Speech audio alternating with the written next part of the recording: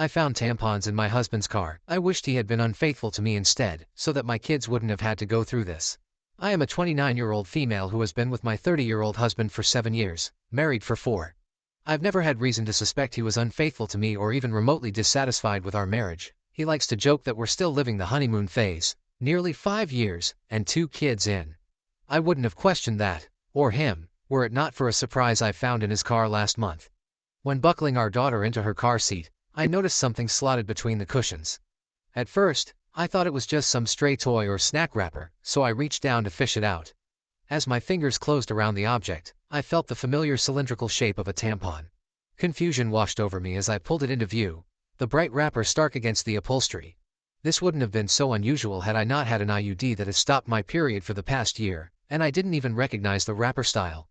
It was a brand I'd never used, a small but glaring discrepancy that made my stomach churn. I brought it to my husband's attention later that evening, still holding the offending item like it was evidence in a mystery I was desperate to solve. He didn't seem to understand what it was at first, staring at the tampon in my hand with genuine confusion. "Why are you showing me this?" he asked, his brow furrowing. I took a deep breath, trying to keep my voice steady. "I found it in your car, between the cushions, and it's not mine. I haven't had a period in over a year, remember?" His face remained blank for a moment longer before realization dawned. He shrugged and said it probably belonged to his co-worker, Fiona. His initial confusion quickly gave way to dismissiveness as he waved off my concerns with a nonchalant explanation. "Probably Fiona's," he said with a shrug, turning back to his phone. "She must have dropped it when we went out for lunch the other day."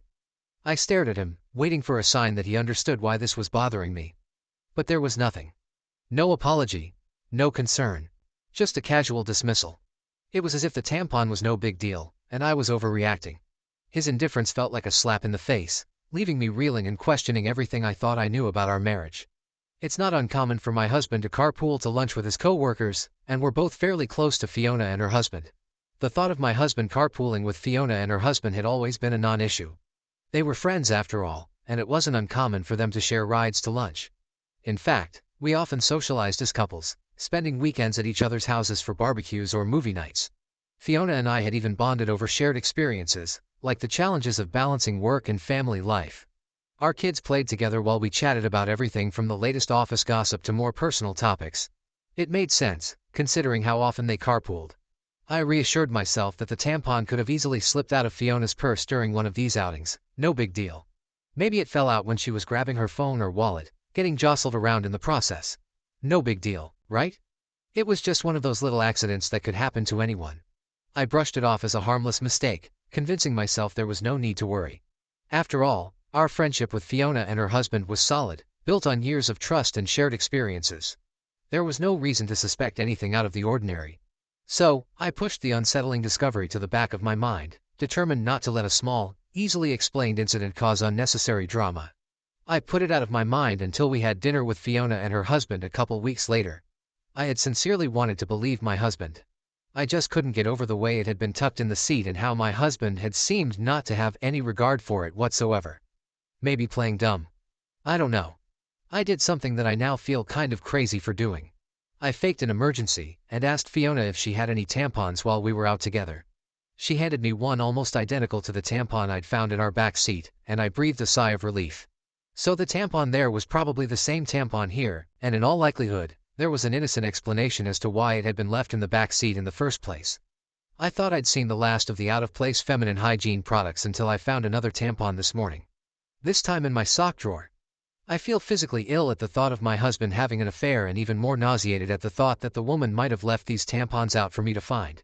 If it was my husband's co-worker, why would she give herself away by offering me one the other night? In any other situation I would want to talk to my husband about this, but I feel too sick and embarrassed to approach him with what I found. Contemplating every possible source of 2 tampons has been my personal hell for the past few weeks, but I wanted to share an update. Shortly after posting here, I told my sister what happened. The tampon in the back seat and the sock drawer, my husband's cluelessness, the tampon from Fiona, and all the things I suspected but didn't want to believe.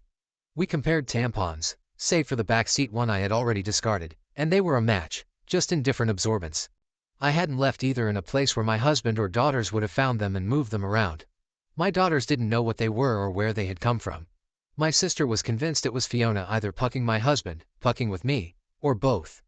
Direct confrontation of either party still seemed like a bad idea, so she suggested inviting Fiona and her husband over for our Labor Day barbecue. Unfortunately, they already had plans. My sister and I agreed that it was too soon for cameras without any other evidence, so it was just a waiting game from there. Watching my husband for any changed behavior, there was none. Our house for any misplaced foreign items, there were none, and even the girls for any new friends they might have met.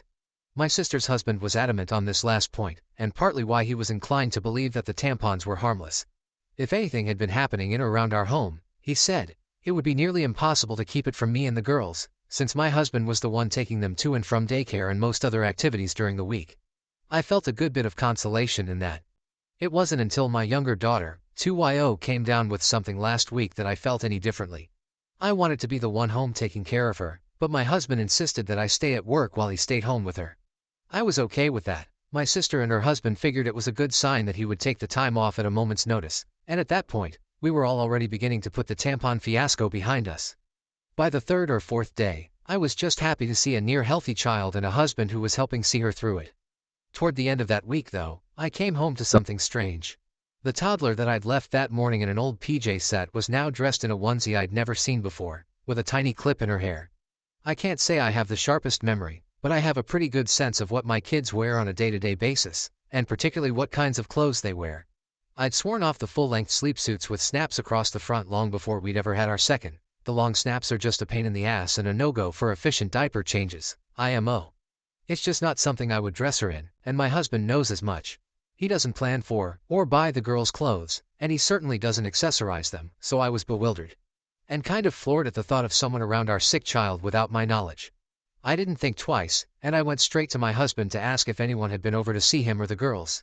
He seemed confused, like before, and asked me why I would think that. It had just been him and the kids all day. I asked him again if someone had so much as stopped by to say hello, and he denied it. He told me to calm down. I might have lashed out and come forward with the accusations right then and there, but our older daughter was in the room and she sensed something was up. In a calmer voice, I asked him a third time if anyone had been around our children, and my husband swore that the girls hadn't been around anyone but him. He also denied buying new clothes or doing anyone's hair. With our daughter in the room and my emotions all over the place, I decided to leave it. I couldn't make sense of it then, and it hardly seems clearer now, after I've driven myself half crazy with explanations that aren't adding up. After nearly losing my mind over a hair clip and a onesie, I realized I wasn't getting anywhere with the accusations and half-baked guesswork. I'd gotten so absorbed in the paranoia and misery of my situation that I wasn't sleeping, eating or caring for my kids the way I should have been. And I wasn't getting any answers. So, I decided to pull the trigger on the hidden cameras and have them shipped to my sister's house, with my brother-in-law agreeing to help with the install setup over at mine. Before the cameras were ever delivered though, I got my long-awaited confirmation, last week. The day began like any other weekday morning in our bustling household.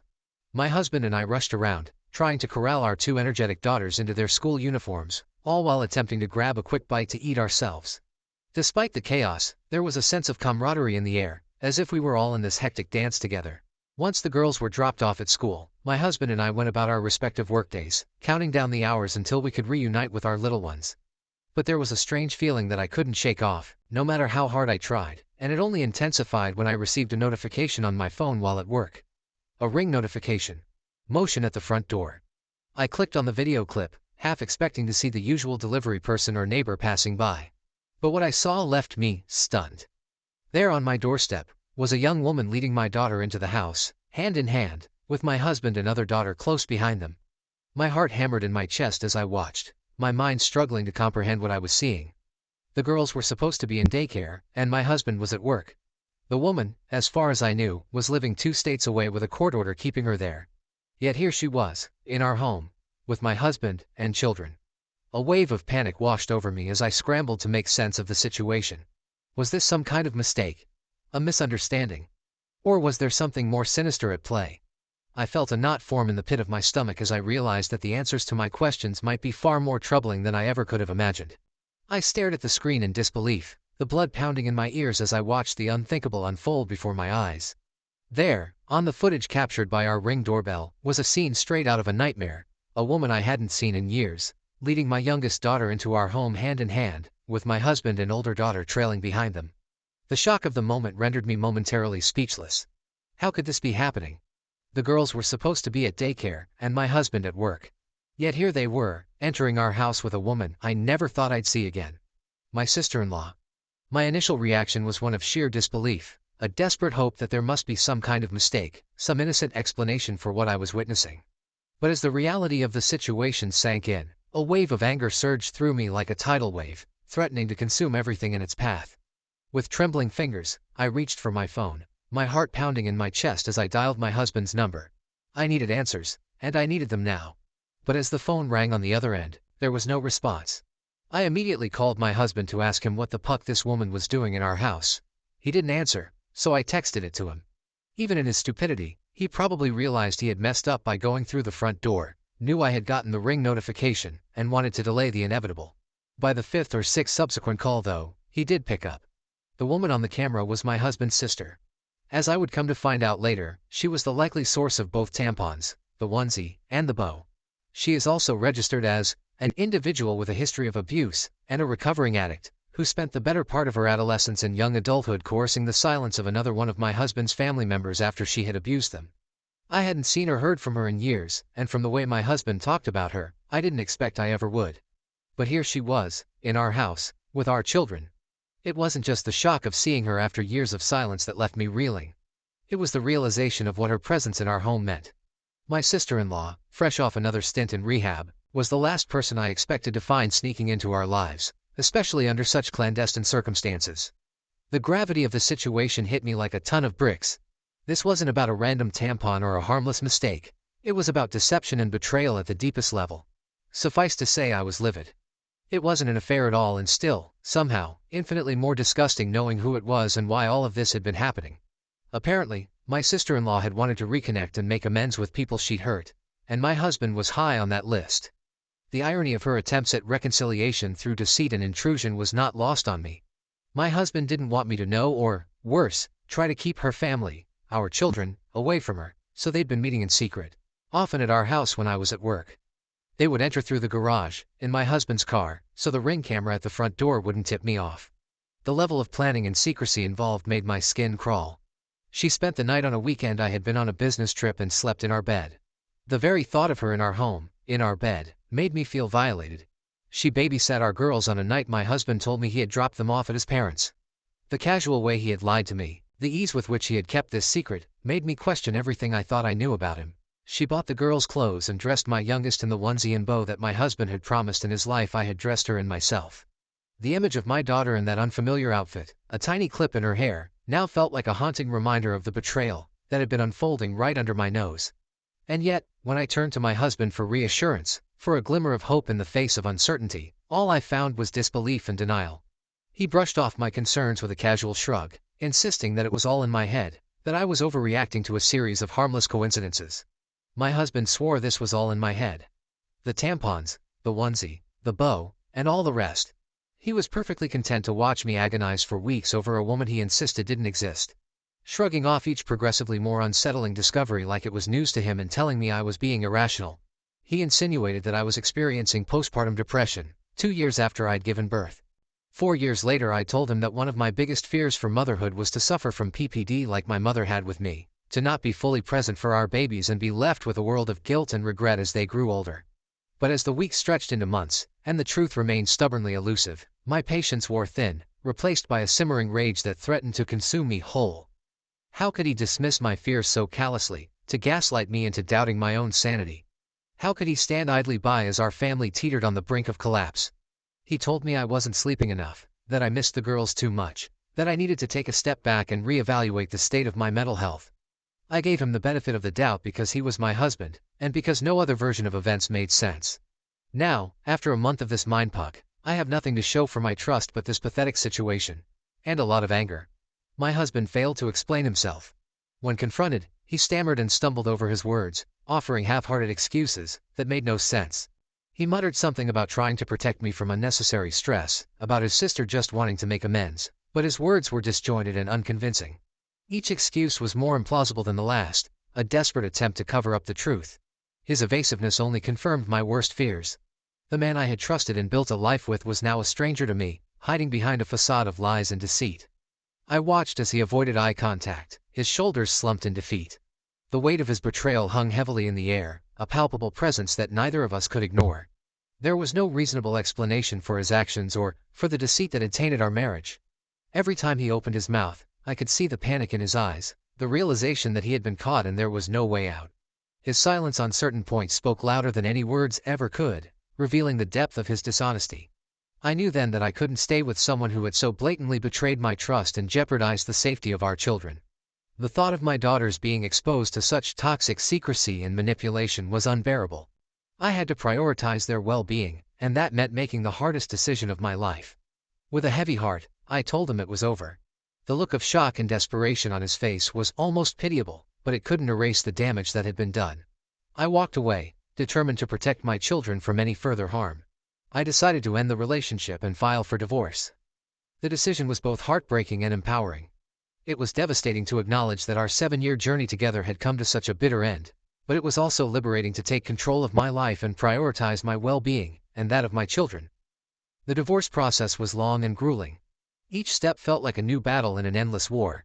There were countless court sessions, each more draining than the last, where I had to relive the pain and betrayal over and over again. My husband fought me every step of the way, refusing to accept responsibility for his actions and attempting to paint himself as the victim. His determination to contest every detail made the process even more exhausting and emotionally taxing. In court, I detailed the discovery of the tampons, the hidden meetings with my sister-in-law, and the lies my husband had told to cover his tracks. I showed the ring footage, which captured her entering our home with my children, and provided testimonies from my sister and brother-in-law to corroborate my claims. However, the court needed more than assumptions about my sister-in-law's character. They required concrete evidence of her past and present behavior, which was not easy to obtain. Despite these challenges, I remained focused on the bigger picture. I emphasized my husband's deceit and the breach of trust, which were undeniable. The court recognized the complexity of the situation and the emotional turmoil it had caused. After months of legal battles and countless court sessions, the court ruled in my favor.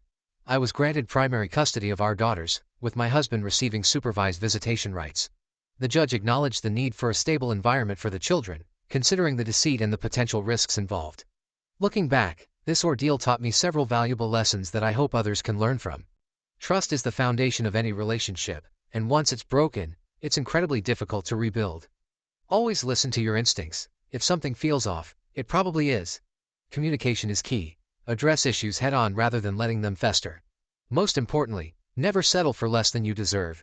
My children and I deserve a life free from deception and betrayal, and I am committed to building that future for us. In your opinion, what do you think about this story?